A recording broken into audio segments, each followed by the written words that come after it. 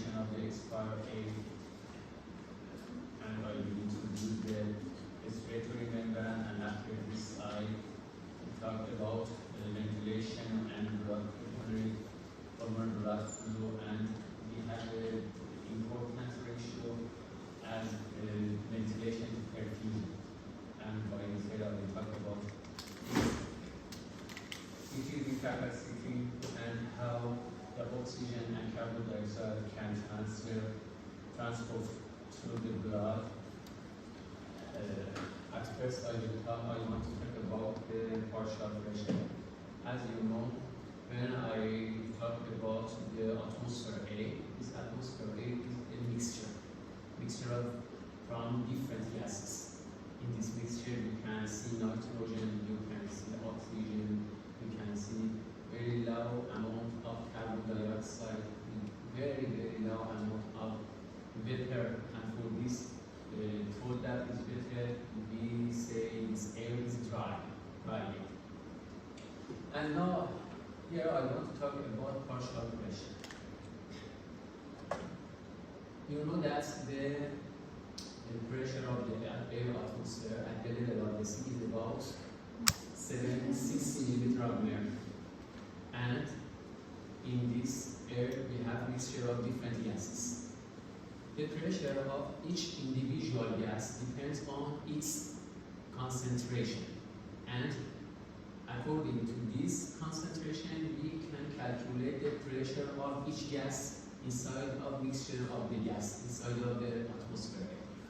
For example, here you can see that the 78.62% of the atmosphere A is from nitrogen, and when I want to calculate the partial pressure of nitrogen, I use from this concentration the 760 millimeter of mercury multiplying by this amount of concentration 78.62, we reach to this value 597 millimeter of mercury. And we say that this value is partial pressure of nitrogen. So how we can calculate the partial pressure of oxygen? At first I should see the concentration of oxygen inside of this mixture of the gases in atmosphere A. And I see that here the concentration of oxygen is about 20.84% of total concentration. And for this ratio, you can calculate the partial pressure for oxygen. Or for calculating the oxygen partial pressure, we do the 6760 millimeter of mercury multiplying by 20.84%, and by this we reach to this value 159 millimeter of mercury. Okay, so you should know this amount for nitrogen and oxygen. The nitrogen partial pressure inside of the atmosphere A, atmosphere dry A, is about 597, and for oxygen is 159 millimeter of mercury. The carbon dioxide amount is very low, the vapor is very low, and we can ignore the partial pressure for carbon dioxide and vapor inside of the dry air. But you know that when this dry air passes through the nose, we have air conditioning. Before I told by details about this air conditioning. In air conditioning, we have three actions: humidification or moistening, the filtration and clearance, and the temperature regulation, if you remember. One of these actions is the same humidification. Means that by passing the dry air through the nose, we can see that the vapor pressure adds to this air. And this in normal condition in the body, or the temperature of 37 degrees of Celsius, 37 degrees of the Celsius, we can see that the vapor pressure is constant and is about 47 milliliter of mercury. This amount of vapor pressure depends on the body temperature. Means that when the body temperature increases, this vapor pressure increases. When body temperature decreases, this vapor decreases. In normal condition, we can see that the vapor has a pressure about 47. When this temperature decreases, for example, to 0 value, we can see that we have decreased 5 to 5 milliliter. The opposite to this. In 100 degrees of Celsius, the temperature, the vapor pressure reached to the total pressure, or 760 milliliter of mercury. Here I want to talk about Henry's law. Here you know that if you consider this as alveolus, as an alveolus, and this alveolus and this is a pulmonary capillary, you know that when I talk about gas exchange, for example, oxygen travels and diffuses from the alveolar space toward the pulmonary capillary. And by this you can see the concentration of oxygen inside of the blood. Which blood? Pulmonary capillary blood. Now I want to calculate the concentration of oxygen inside of blood. The oxygen concentration depends on two factors: the pressure of oxygen inside of the alveolar and the solubility of oxygen inside of the blood. So we have two parameters that affect the amount of oxygen concentration inside of the pulmonary capillary blood.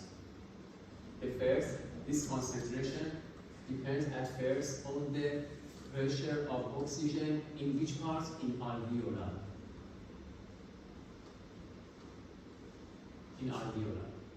The second, this concentration again depends on the solubility of oxygen in water of the blood.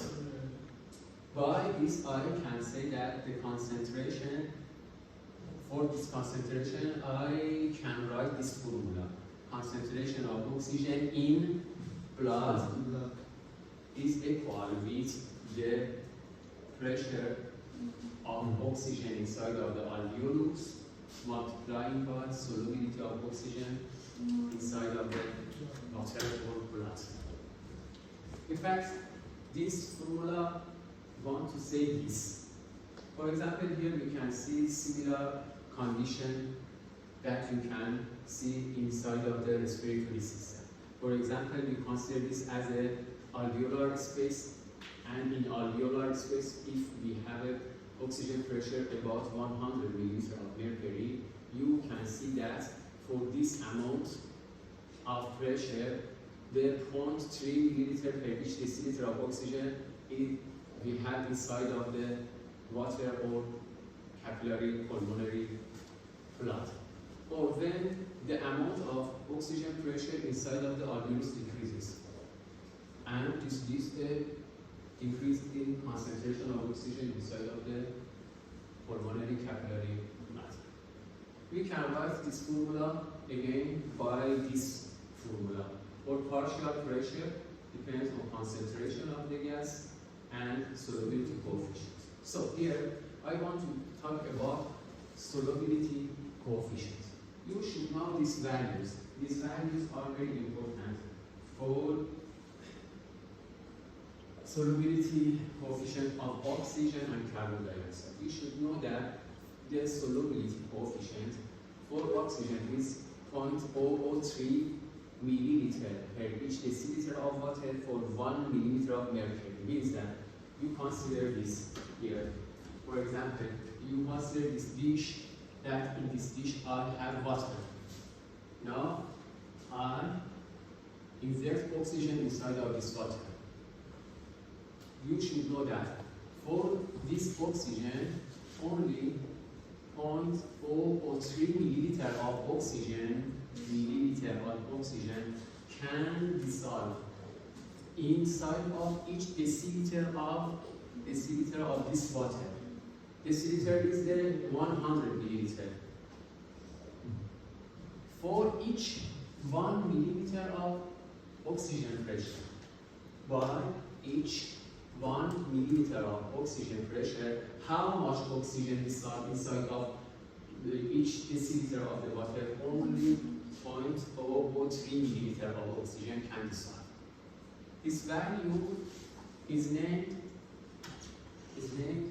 solubility coefficient. For carbon dioxide, if here I have only 1 milliliter of mercury carbon dioxide, how much carbon dioxide can dissolve in each deciliter of the water? 0.06 milliliter of carbon dioxide. Milliliter of carbon dioxide can dissolve inside of each deciliter of water for each milliliter of mercury pressure of carbon dioxide. Okay? These values, told that before, these values are very important to us, and we use for calculating the amount of carbon dioxide and oxygen inside of the pump.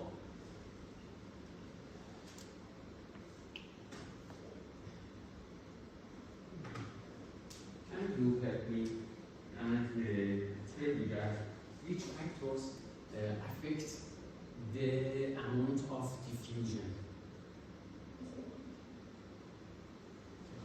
It should be the partial pressure of the partial pressure difference or pressure gradient, or it's better to say that concentration difference or concentration gradient. The first factor is this. If you consider this as a membrane or border, and I want to have a diffusion of specific individual gas from this side, left side to right side. For this diffusion, we have many factors that can affect the amount of diffusion. Now I want to talk about this. The first factor that affects the amount of or rate of this diffusion is the same concentration or pressure gradient between two sides of this barrier, this membrane. The one. The second, also the solubility. The solubility, one, pressure, two, solubility. And the surface area. Surface area, the amount of area. Area here is in this amount. And I can increase or decrease the amount of surface area.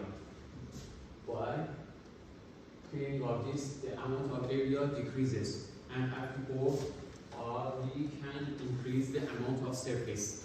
So, 3 is the, I indicate this by A, area surface. Process section. Process section. Process section. Yeah. Cross section. Cross section. Oh no. Cross section is better to say that the thickness of the membrane. The thickness. This is the thickness. Here from here. The thickness, or is better to say that the diffusion distance. Diffusion distance for the same thickness. I indicate the thickness by, for example, D. And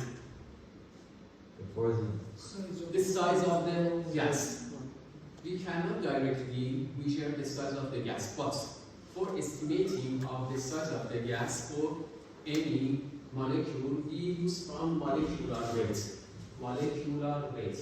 The second root of the molecular weight is very good estimation for size of the molecules. So here I want to talk about these factors. You can see that the rate of diffusion directly proportional to the pressure difference, directly proportional to solubility of the gases, directly proportional to cross-sectional area, or the same thickness or diffusion distance, but is inversely proportional to distance through which of the gas must diffuse. The is inversely proportional to the square root of the molecular weight. Or briefly, you can see in this formula, the amount of diffusion directly depends on the pressure gradient, area, surface, solubility of the gas, and inversely depends on the diameter, thickness, or the diffusion distance, and the second root of the molecular weight. But between these 5 factors, 1, 2, 3, 4, 5, you can see 5 factors. Between these 5 factors, 2 factors lies inside of each gas. It's specific for each gases, for each individual gases. The solubility and the molecular weight. The pressure gradient depends on environment, area, surface, environment, thickness, environment, but the solubility and molecular weight is for only for each individual gas. And for this, I separate these factors, solubility and molecular weight. And this ratio is named the diffusion coefficient. Diffusion coefficient. Diffusion coefficient is the same. The solubility divided by the second root of the molecular weight. Okay? So, in this table, you can see different diffusion coefficient for different gases. For example, the oxygen. For oxygen, this diffusion coefficient is 1, and means that you should consider the oxygen As a diffusion coefficient as the base, as the reference point. Reference point is 1. And by comparing, to compare another gas, you can see this value. For example, carbon dioxide diffusion coefficient is about 20.3. Carbon monoxide is 0.81. Nitrogen is 0.53. The helium is 0.95. Means that the carbon dioxide diffusion coefficient is 20.3 times more than diffusion. Why? Because the oxygen diffusion coefficient is about 1. We consider the 1 as a reference point. It's not actual diffusion coefficient of oxygen. It's only the reference point. So, here you can see different columns. Here we have 1, 2, 3, 4 columns for 4 different chambers inside of the respiratory system. The first chamber is the chamber out of the respiratory system and is the same atmosphere. In atmosphere dry air. You know that the total pressure inside of the dry air of the atmosphere is about 760 millimeters of mercury. And this air is mixture of different gases. And each gas has a partial pressure. From this 760 millimeters of mercury, you see that the 59.7 millimeters of mercury relates to partial pressure of nitrogen. The 159 millimeters of mercury relates to oxygen. The 0.3 millimeters of mercury is very low concentration of pressure, relates to carbon dioxide, and the 3.7 millimeters of mercury from this total pressure relates to vapor. And we can ignore the carbon dioxide and vapor because it's very, very low. And we can round this amount to 0. 0, 0. Okay, but at the second column, you can see humidified air. Can you tell me that what is the difference between humidified air and the dry air? The humidified air, first of all, the partial pressure of water is higher. Water. And also the partial pressure of some other gases are less because the water has taken its place. You know that when this dry air passes through the nose, the vapor Humidified. acts. Okay, acts. It's better to say that it's dry air humidified by the Water. nose. and here we can see the vapor. But the composition of humidifier air is different from the atmosphere dry air. You can see here that the vapor pressure is about 47 milliliter of mercury. And for this, you can see that the nitrogen pressure and oxygen pressure decreases. The nitrogen pressure decreases to 563 millimeter of mercury, and the oxygen pressure decreases to 149 millimeter of mercury. The carbon dioxide is the same, is a 0. But in the third column, you can see the new chamber. This chamber is named the alveolar space. In alveolar space, you can see that the oxygen pressure decreases to 104, and the carbon dioxide pressure increases to 40 millimeter of mercury. The vapor is the same, 47 millimeter of mercury. These values inside of the alveolar air are very important for us. You should know that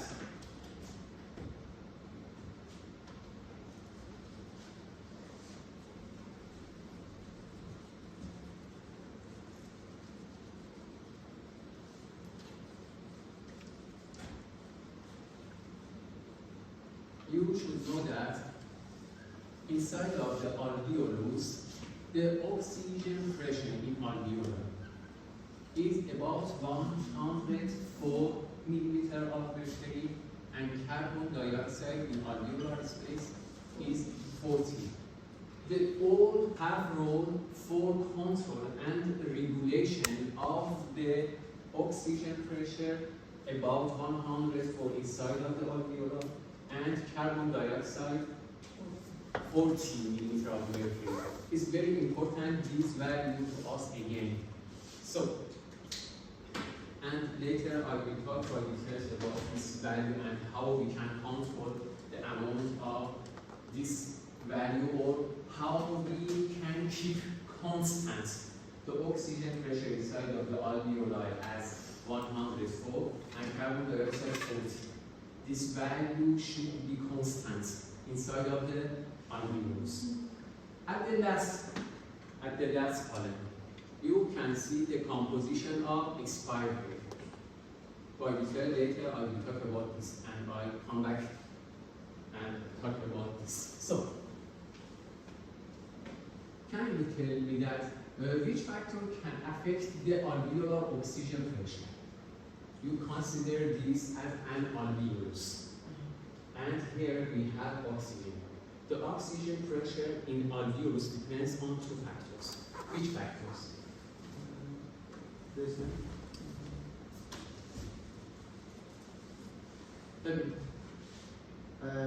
Molecule wise. One, Molecule white. Size. this is the same alveolus. The oxygen pressure here is about 104. You know that. We have continuous inspiration, and by inspiration, the fresh air goes toward the alveolus. Before alveolus, in the atmosphere air, the oxygen pressure in dry air inside of the atmosphere is 159. But after passing the nose and before reach to the lower tracts, we have humidified, no dry. And here we have 149 millimeter of mercury. So continuously, you can see that during the inspiration, the fresh and the high amount of, rich amount of oxygen goes toward the alveolus.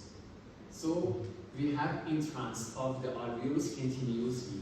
But in the other side, another side, this oxygen should diffuse toward the pulmonary capillary, and by this, the oxygen goes out of the alveoli.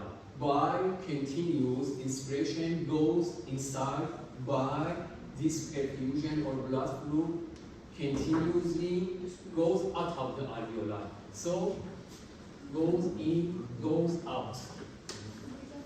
Goes in and goes out.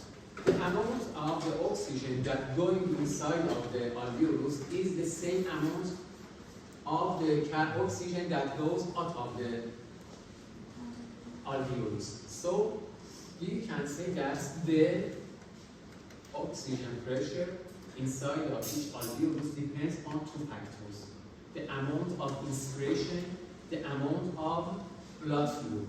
Blood fluid goes out, inspiration goes in. Okay, so this inspiration is a part of ventilation. And the blood fluid here is named perfusion. Perfusion is the same blood fluid. Ventilation is the amount of inspiration. By inspiration, the carbon dioxide, the oxygen goes in. By perfusion, the oxygen from alveolus goes out. So, two factors. We indicated perfusion with Q and ventilation with V. Okay, so the amount of or the oxygen pressure inside of each alveolus depends on two factors: the amount of ventilation, and again depends on the perfusion. Means that when the amount of ventilation is equal with the amount of perfusion. For example, most of them is 1 and 1. What happened? The amount of carbon, the amount of oxygen inside of the alveolus is constant and is about 104. But you consider, if the amount of ventilation increases more than perfusion, this part of this phenomenon increases, but you have not any change for perfusion. What happens on oxygen pressure? Oxygen pressure increases. Opposite to this, you consider this as when the ventilation is constant, but we increase the amount of perfusion. What happens on the oxygen pressure? Decreases. So the oxygen pressure inside of each alveolus depends on the amount of ventilation and amount of perfusion. But in normal and healthy and physiological condition, the amount of ventilation and the perfusion keep constant and same together, is equal together. Okay? So here again you can see these factors.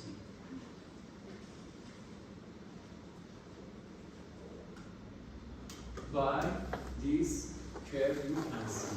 This curve indicates the oxygen pressure changes inside of the alveoli.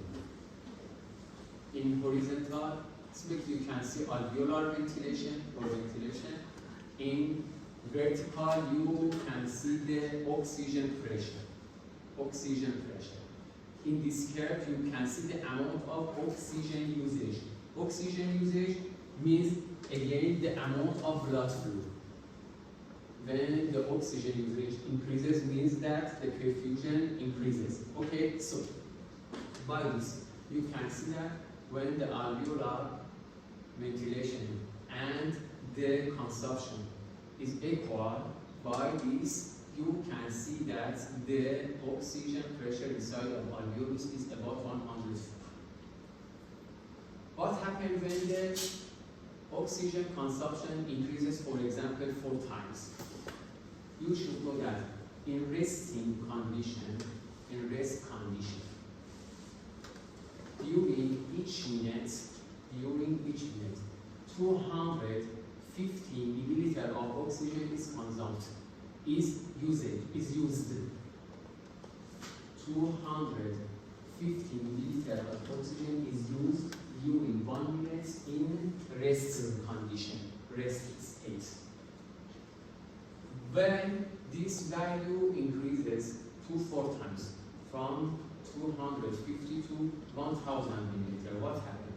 If the alveolar constant, the ventilation is the same, by this you can see that the oxygen pressure decreases to 25 milliliter of mercury. But you should know that when the oxygen consumption increases 4 times, the alveolar ventilation again increases 4 times. And by these changes, you can see that the oxygen pressure inside of alveolus is the same, 104 milliliter of mercury. Means that in rest condition, the amount of ventilation and perfusion is equal. During exercise is the same, is equal. When the consumption increases 4 times, the ventilation increases 4 times again. And by these changes, you can see that the amount of oxygen inside of the alveolus keep constant and is about 104 milliliter of mercury. Which factor affects the amount of carbon dioxide inside of each alveolus? Is the same. Is the same. You know that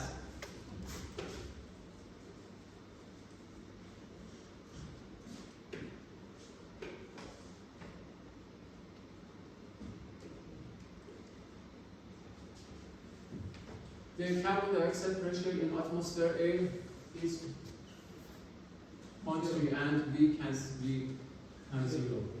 And here is again 0. But the oxygen, the carbon dioxide pressure inside of the alveolus keep constant 40. And you know that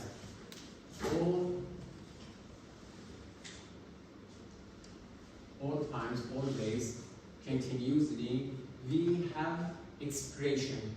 What happens during expiration? The air goes out of the alveoli. But here we have the perfusion or blood flow. And inside of this blood flow, we have high concentration of carbon dioxide. So carbon dioxide from pulmonary capillary goes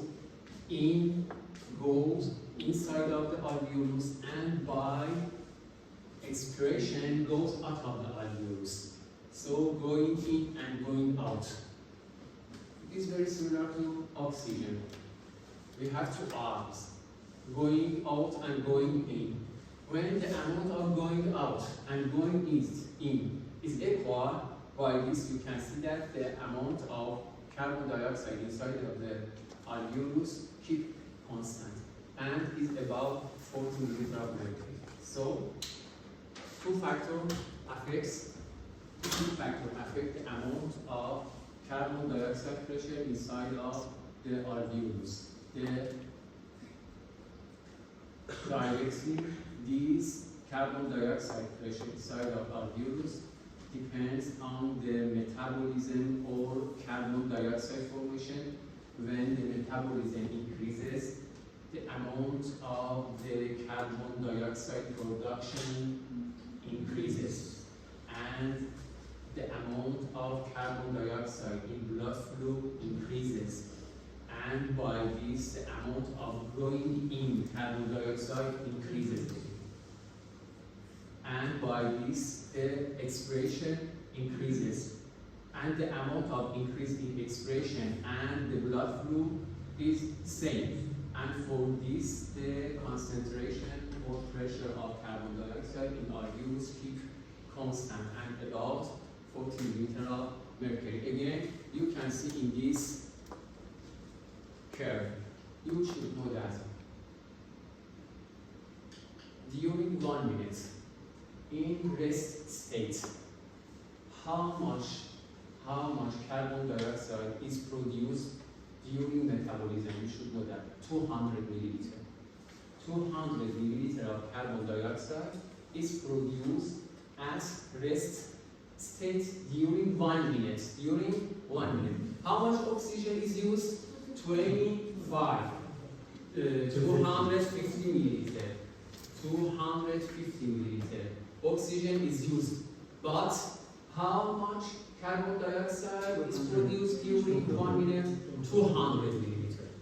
My question is that when they say alveolar ventilation, so they mean that when we are breathing in and exhaling 5 liters of air per minute, the pressure of carbon dioxide is 50 millimeter mercury. Okay.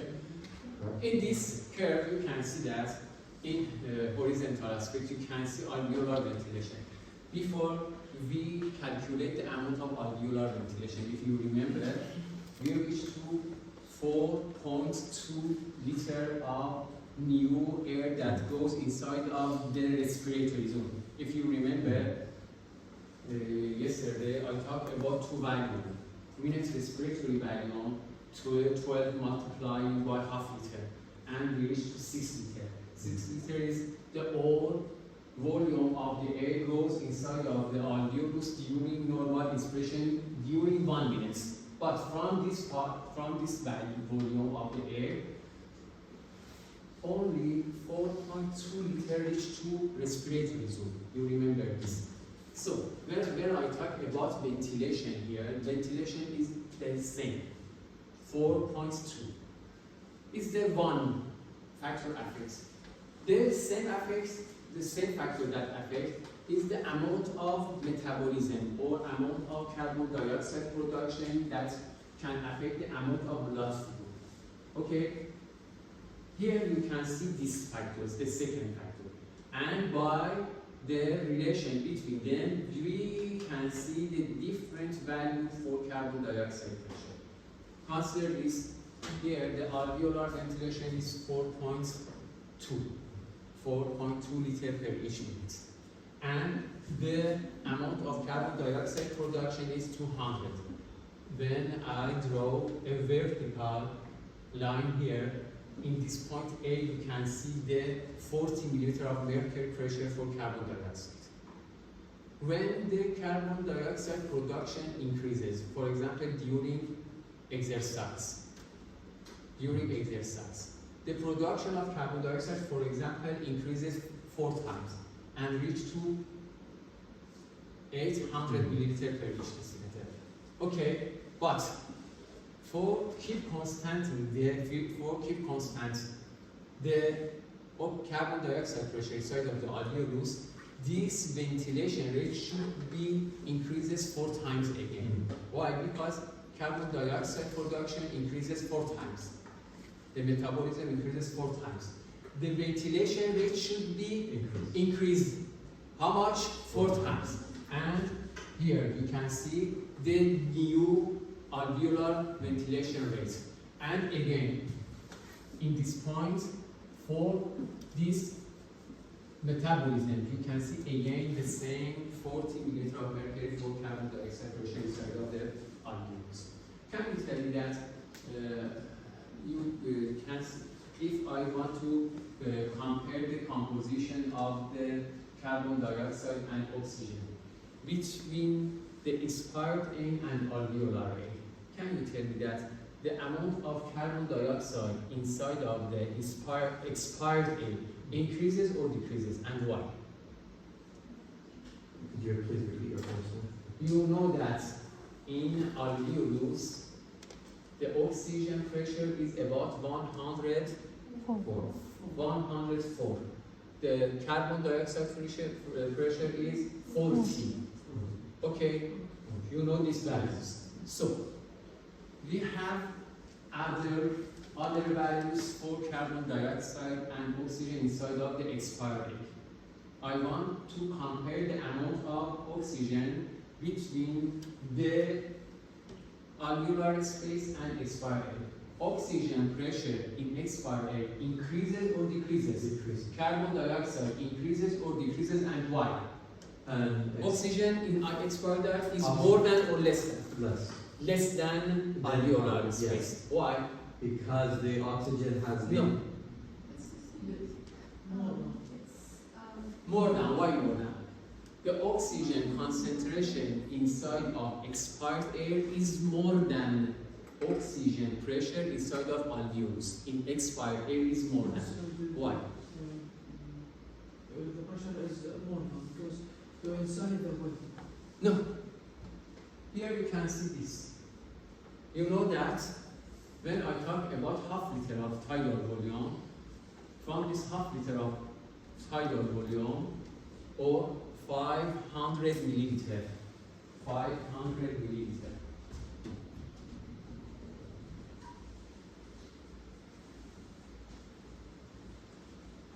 You know that during each normal breathing, normal inspiration, 500 milliliter of dry air goes inward the respiratory system.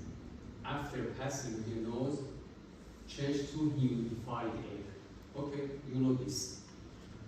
From this amount of the air, 150 milliliter remains inside of conducting zone. Conducting zone or anatomic dead space. In anatomic dead space, we have not any gas exchange. Means that here the oxygen pressure is 149 milliliter of mercury, and carbon dioxide pressure is 0. We have not any oxygen and carbon dioxide changes. And from this 500 milliliter, only 350 milliliter goes to respiratory zone. Respiratory zone is the same alveolar space. In alveolar space, the oxygen pressure is 104 and carbon dioxide pressure is 40. The expired air is mixture of this. We have, when I talk about tidal volume. Tidal volume is the amount of the air goes inside of the alveoli during normal inspiration, and the amount of the air goes out of the alveoli during expiration. Okay? Inspiration and expiration means that during expiration, how much air goes out of the alveolus half liter. The source of this half liter is 150 from anatomic dead space and 350 milliliter is from alveolar space. So when I want to calculate the oxygen pressure inside of the expired air and compare with the alveolar air, you can see that in expired air we have amount of oxygen by this pressure and amount of oxygen by this pressure. Or if I consider this as 1/3 and this 2/3. 1/3 of oxygen has pressure again 149 and 2/3 is from alveolar. And while it's calculating, you reach to this point for oxygen. Oxygen pressure inside the expired air is 120 millimeter of mercury. And when I compare this 120 millimeter of mercury oxygen pressure inside of expired air, and I want to compare with 104 millimeter of oxygen pressure inside of the alveolus, I see that the oxygen pressure in expired air is more than alveoli oxygen. Okay? And similar to we have for carbon dioxide. Carbon dioxide in conducting zone is 0. So when I want to calculate the amount of carbon dioxide, 1/3 of carbon dioxide is 0 and 2/3 is 40. And by this you reach to this point, 27. But inside of the alveolus, the carbon dioxide pressure is 40. And when I want to compare, I see that the amount of carbon dioxide is less than alveoli carbon dioxide.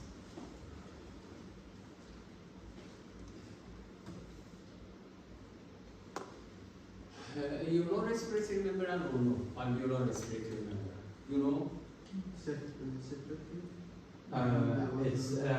We have different layers. From alveoli, when I want to go toward the pulmonary capillary, I should pass from different layers. When the oxygen wants to go from the alveoli toward the capillary, this oxygen should pass through different layers. Combination of these different layers is the same respiratory membrane. For example, you consider this as inside of the alveolus. At first, this oxygen can pass through a thin layer of the water molecules and surfactants inside inside of the alveolus, you can see a thin layer of the water. At first, this oxygen should pass through this layer. After this layer, you can see the epithelial cell. Which epithelial cell? Epithelial cell type 1. It's the second layer that this oxygen should pass. After passing, this oxygen reaches to the third layer. This third layer is the basal membrane of this epithelial cells. Basal membrane of this epithelial cells is the Endothelium of the epithelium. okay. After this, the next layer is the very thin interstitial space between the pulmonary capillary and the alveolus pneumocyte. We have a very thin space. After this, you can reach to the outer side of the capillary. Outside of the capillary is covered with basal membrane. On this basal membrane, you can see endothelial cells. Are in fact the respiratory membrane or alveolar respiratory membrane. So you can see this layer of fluid lining alveolus or the same thin layer of the water molecules and surfactant. The second layer is the alveolar epithelium. The third layer is the basal membrane of the epithelium. 4 is the thin interstitial space, the basal membrane of the pulmonary capillary, and the endothelial cells of the pulmonary capillary. Briefly, in alveolar respiratory membrane, we have 6 layers. 6 layers. When I want to calculate the thickness of these 6 layers, so I can see that is not same. Why? Because here you can see the nucleus of the epithelial cell and the endothelial cell. And in this part, the thickness increases. Opposite to this, in this part, we have not any nucleus, and the thickness is less, increases. And we say that the thickness of the respiratory membrane is lies put between 0.2 micrometer till 1 micrometer, and the average thickness is about 0.6 micron for this respiratory membrane.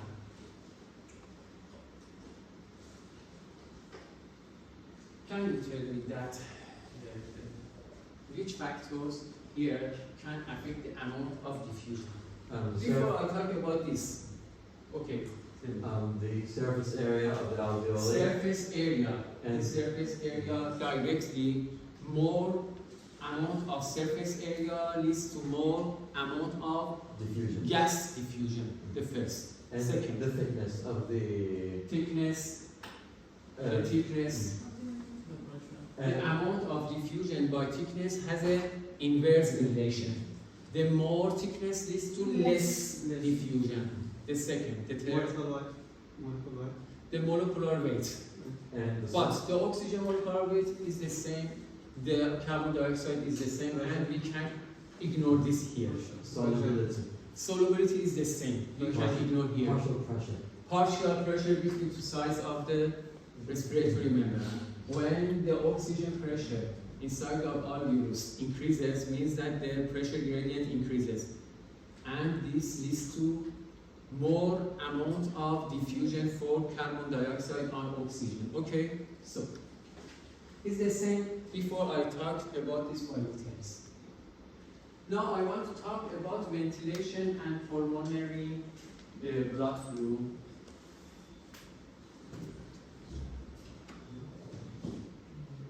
If possible, 10 minutes or 15 minutes, we have rest. And after this, the time is 9, 99 and 50. Okay, I'll continue.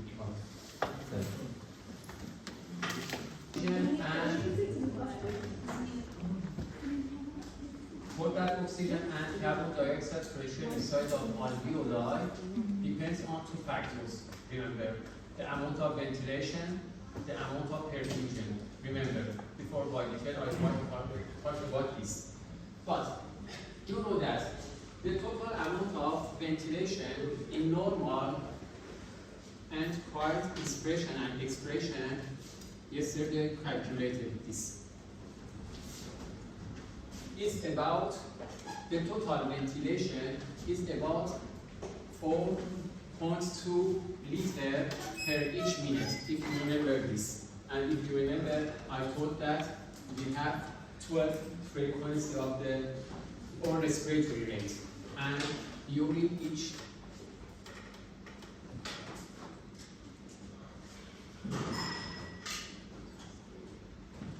by this formula we reach to this amount, the ventilation.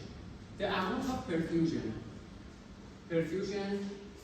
is the same cardiac output. The cardiac output is about 5 liter per each minute. So by this value, I want to calculating new ratio. This ratio is V2Q. V2Q. V is the same 4.2 and the Q is 5. By this we reach to 0.84. And we say that by total V2Q value or ratio or the same 0.84, you can see that the oxygen partial pressure in our lungs is about 104 and carbon dioxide is about 40. Okay, and told before why we say that the amount of oxygen and carbon dioxide directly depends on this ratio. And during the rest or during the exercise, both of them change according together. For example, when the ventilation increases 4 times, the perfusion increases 4 times. When the ventilation decreases half, the perfusion decreases half. By this increase or decrease, you can see that this ratio does not change. And we have a constant V2Q in normal and physiological condition. But again, I want to talk about the V2Q for each level of the heart, the lung. You can see here the lung. Which lung? The lung in sitting and standing position. In sitting or standing position, the lung has height. The height of the lung is 30 centimeters. The distance between the top and the bottom of the lung in sitting or standing position is about 30 centimeters. Okay, so when I move from top to bottom toward the bottom, I see that the amount of blood flow is the same perfusion, and we indicate perfusion by Q. We see that the amount of perfusion from top to bottom step by step increases and increases and increases. If you remember, yesterday I talked about 3 types of blood flow. Blood flow zone 1, zone 2, zone 3. Zone 1 we have not in normal condition, but at the top of the zone we have blood flow zone 2. What happened during zone 2? During systole we have blood flow, during diastole we have not. At the bottom we have zone 3. And during both of systole and diastole we have blood flow, continuous blood flow we have here, and intermittent blood flow we have at the top of them. By this, I can conclude that when I move from top toward the bottom, downwards, from top to bottom I move, I see that step by step the amount of blood flow increases and increases and increases, or I can say this. The high amount of blood flow you can see at the bottom, the low amount of the blood flow you can see at the top. At the top, the amount of blood flow is 0.07 liter per each minute. At the bottom, this value increases to 1.3 liter per each minute. And when I want to compare the amount of increasing, I see that from top to bottom, the amount of blood flow increases for 18 times. 18 times. 1.3 divided by 0.07. We reach to 80.5. By this, I conclude that the amount of perfusion, amount of blood flow from top to bottom increases. And when I compare the amount of blood flow in bottom to the top, I see that this amount is 18 times more than top. So, after this, I want to talk about ventilation. You can see here. The ventilation, alveolar ventilation, at the top of the lung is about 0.174. But at the bottom, this value increases to 0.73 liter per each minute. When I compare these together, I see that the amount of ventilation, when I move from top to bottom, the amount of ventilation similar to blood flow increases and increases. But here you can see a difference. The blood flow increases 18 times, but here the amount of ventilation increases only 4 times. 4 times. Both of them increases when we move from top to bottom. But I want to calculate the amount of V to Q at the top and at the bottom. V at the top is about 0.174 and Q is 0.07. By this calculation, we see that the V to Q ratio at the top of the lung is 2.5. Again, I calculate the V to Q at the bottom. At the bottom, the ventilation is 0.78 and the perfusion is the 1.3. V divided by Q, and you reach to this value. At the bottom, the V to Q is 0.6. So compare the amount of V to Q ratio at the top and bottom. I see that when I move from top to bottom, what happened on V to Q? V to Q decreases. Again, I want to briefly talk about this. The amount of Q or perfusion from top to bottom increases. How much? 80 times. What happened on ventilation? Ventilation from top to bottom increases. How much? 4 times. V to Q ratio from top to bottom decreases. In the top you can see is about 2.5, at the bottom is only 0.6. How much decreases? How much decreases? 4 times decreases. 4 times decreases. So, and by this, we have a specific phenomenon or process. This phenomenon or process is the V to Q mismatch. Means that when I calculate the V to Q for different level of the lung, in each difference is difference from the another level, because V to Q is not constant and is changed when I move from top to bottom. And for this, I can say that we have V to Q ratio mismatch.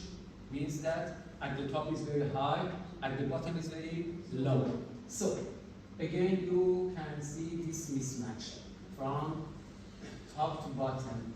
From top to bottom, you can see that this V to Q ratio is not same. And by this V to Q ratio, we can see different values for oxygen and carbon dioxide. At first, when V2Q is normal is this. V is 4.2, the Q is 5, and by this the oxygen pressure is 104, the carbon dioxide pressure is 40. But if the V2Q decreases and go toward the zero from this point, the normal value for V2Q is 0.84. By these values, we calculate the V2Q as a 0.84. Okay, so by this, the oxygen is 104 and carbon dioxide is 40. But when the V2Q decreases, what happens on oxygen pressure and carbon dioxide? Oxygen decreases and carbon dioxide increases. And it's better to say that when the V2Q is 0, means that we have not any ventilation, but we have a large amount of perfusion. If it is alveolus, we have not any ventilation, we have not any inspiration, but we have a blood flow. What happens on oxygen and carbon dioxide? Oxygen decrease, carbon dioxide increase. Okay? And this carbon dioxide and oxygen amount reach to venous blood amount. In venous blood, the oxygen pressure is about 40 milliliter. The carbon dioxide in venous blood is 45 milliliter of mercury. In alveolus is 104 oxygen, 44 carbon dioxide. In venous blood is oxygen is 40 and carbon dioxide is 45. When the V2Q decreases to 0, the oxygen and carbon dioxide composition is the same we can see inside of the venous blood. Means that the oxygen is very low at 40 milliliter and carbon dioxide is high at 45. Opposite to this, when the V2Q increases and goes to infinity, what happens? You can see that the amount of oxygen increases and increases and can reach to the high amount of 159 in humidified air. And carbon dioxide increases to zero.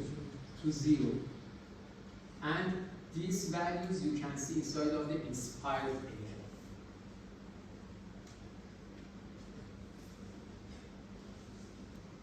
By this mismatch,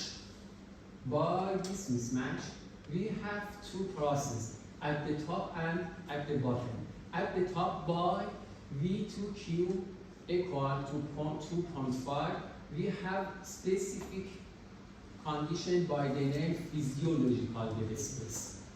So when V2Q increases more than normal value, by this change, you can see a physiological dead space opposite to this.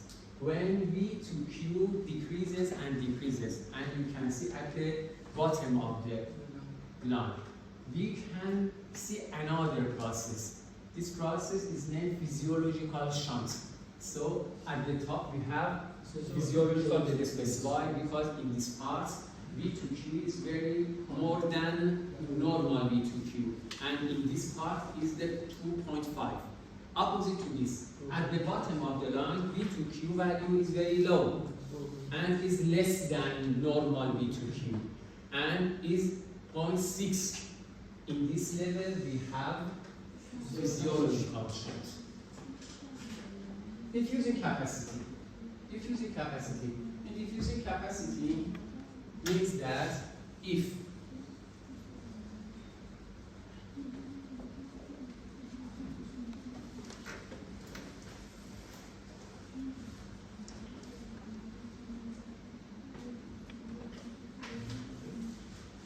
consider this as alveolar respiratory membrane.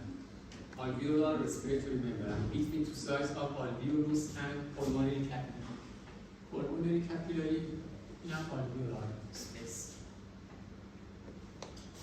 Oxygen from alveolar space diffuses toward the pulmonary and should pass through these 6 layers. And the average of thickness here is 0.6 micrometer per micron. Okay. So, if here we have oxygen by 1 millimeter of mercury pressure, and here the oxygen pressure is 0. If consider this, what is the oxygen pressure differences here? 1 millimeter minus 0 is 1. After this condition, I calculate that how much volume of the oxygen can pass through this alveolar respiratory membrane and goes inside of the pulmonary capillary. This volume is milliliter per each minute. How much volume of oxygen when the oxygen pressure difference between two sides of respiratory membrane is only 1 milliliter of mercury? How much milliliter of oxygen can pass during 1 minute from this alveolar membrane, respiratory membrane, and goes inside of the pulmonary capillary? This value is named capacity, diffusing capacity. So the unit for diffusing capacity is milliliter per each minute for 1 millimeter of mercury pressure difference between two sides of alveolar membranes, respiratory membrane. We see that by this condition you can see that 21 milliliter of oxygen per minute for each millimeter of mercury. Oxygen pressure can go from alveolar space toward the pulmonary capillary. And this 21 milliliter per each minute for each millimeter of mercury is diffusing capacity of oxygen. So, before in table told that the diffusing coefficient of the oxygen is reference. You remember this? Diffusion coefficient of oxygen is reference and is indicated by 1. You remember? 1. And for carbon dioxide is 20 or 20. So by this I calculate that the diffusing capacity of carbon dioxide is 20 times more than diffusing capacity of oxygen. So for calculating the diffusing capacity of carbon dioxide is enough that I use from the diffusion coefficient of the carbon dioxide. Carbon dioxide diffusion coefficient is 20 times more than oxygen. The diffusing capacity of oxygen is 21. So multiplying of this, we reach to 420 milliliter per each minute for each millimeter of mercury for carbon dioxide. This value is diffusing capacity for carbon dioxide. This value is diffusing capacity for oxygen. In this curve, you can see these values again. In two states, resting by red color and exercise by blue color. For oxygen in resting by red color, you can see that the diffusion capacity is about 21 milliliter per each minute for each millimeter of mercury pressure differences. And for carbon dioxide, the red column is 20 times more than oxygen. Why? Because diffusing coefficient of carbon dioxide is 20 times more than oxygen. And you see that here the diffusion capacity of the carbon dioxide is about 400. But what happened during exercise? in exercise, diffusion coefficient is 1, difference 1. For the carbon dioxide is 20.3 times more than oxygen. For carbon monoxide, diffusing coefficient is 0.81, and means that the oxygen diffusing coefficient when compared with carbon monoxide is 1.23 times more than carbon monoxide. Carbon monoxide is 80% of the oxygen, and for this, when I use from this point, again it reached to 21. 21 is the same. Okay, so after diffusing capacity, it's very important that we know that the measurement of diffusing capacity is performed through the carbon monoxide method. This method is named DLCO. DLCO. DLCO. D, diffusing capacity. L, line. CO, carbon monoxide. By this method, in clinic, we can measure the diffusing capacity of oxygen and diffusing capacity of carbon dioxide. Carbon dioxide.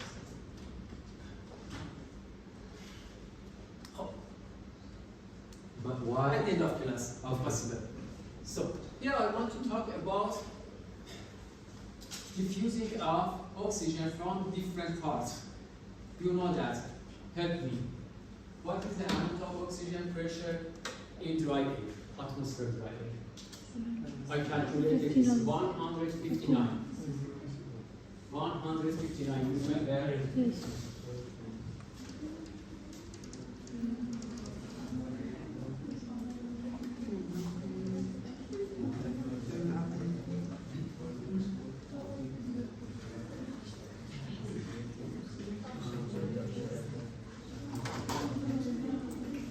Atmosphere dry air. The oxygen pressure is 159 millimeter of mercury. This air goes toward the respiratory system. At first, should pass through the nose, and in the nose we have humidification. Means that here we have vapor pressure, and by this means that the oxygen pressure decreases to 149. This oxygen puts inside of inspired, humidified air. Okay. After this oxygen goes toward the alveolus. In alveolus, the oxygen pressure is 104. Okay? After this, you remember about anatomic shunt? Anatomic shunt. In anatomic shunt, we told that when the pulmonary vein, at the first part of the pulmonary vein, the oxygen pressure is 104.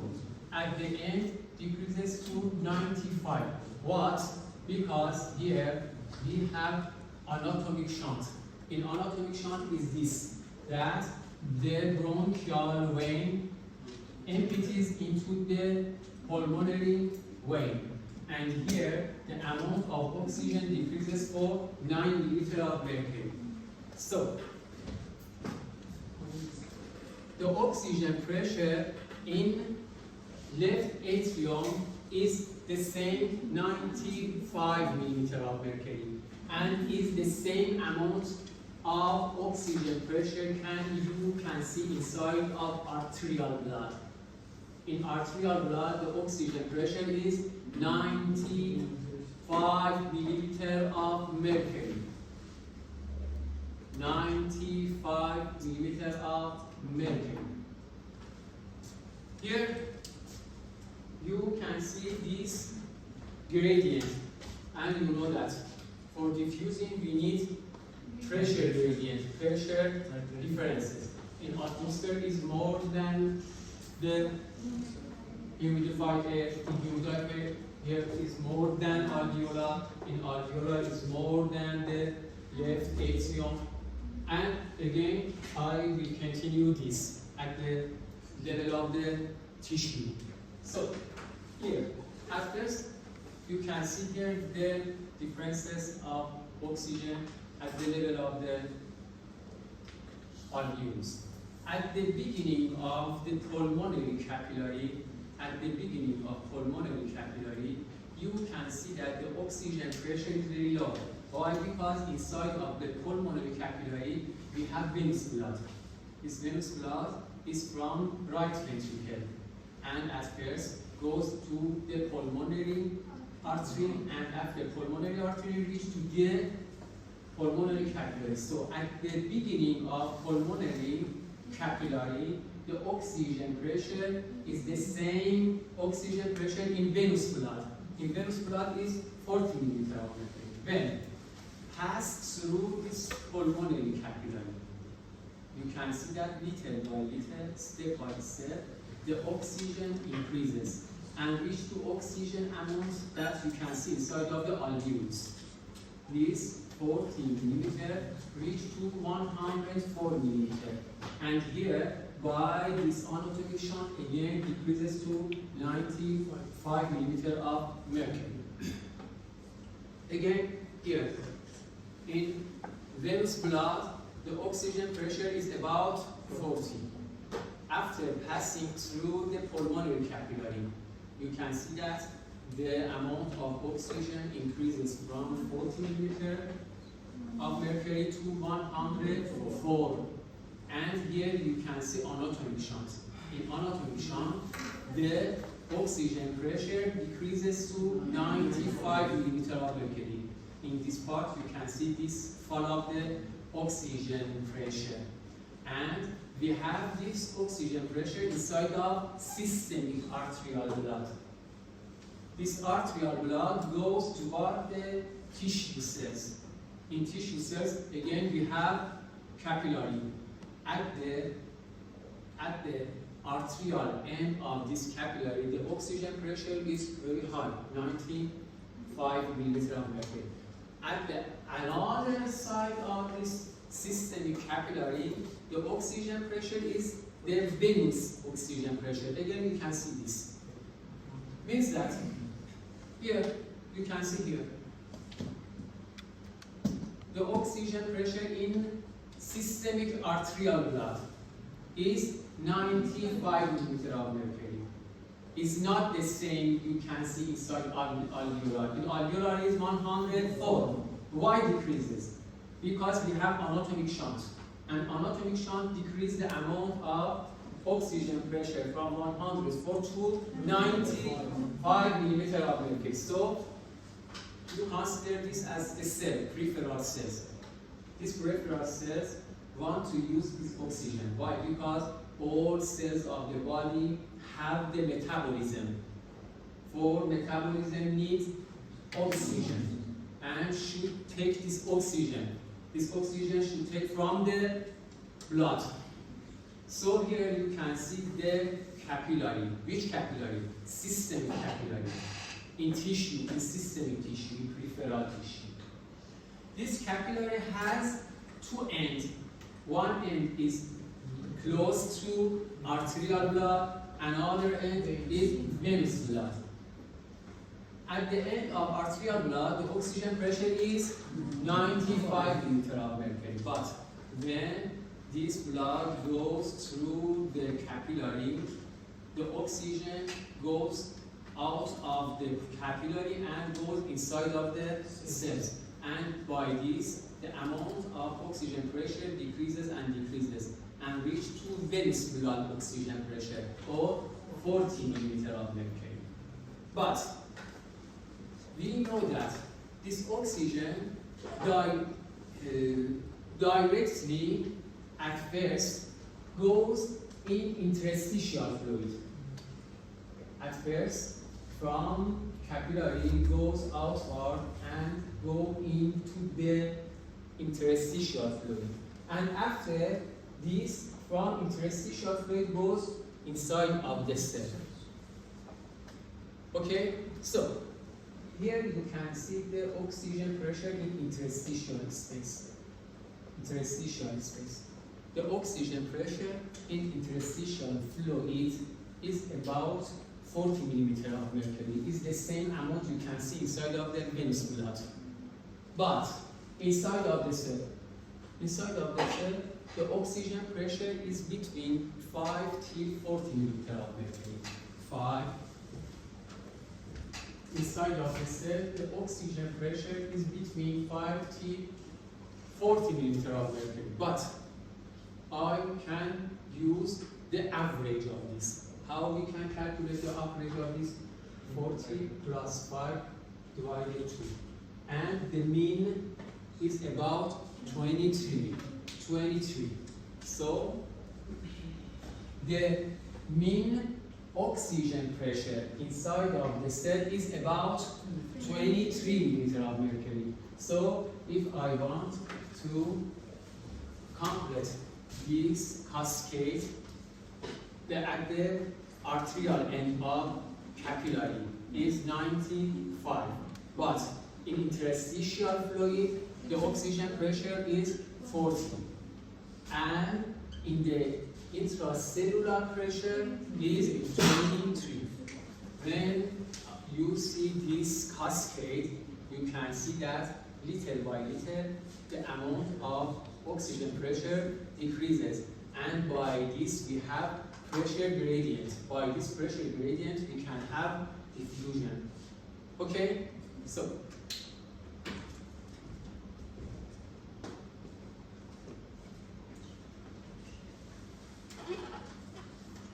I think that is enough for this session.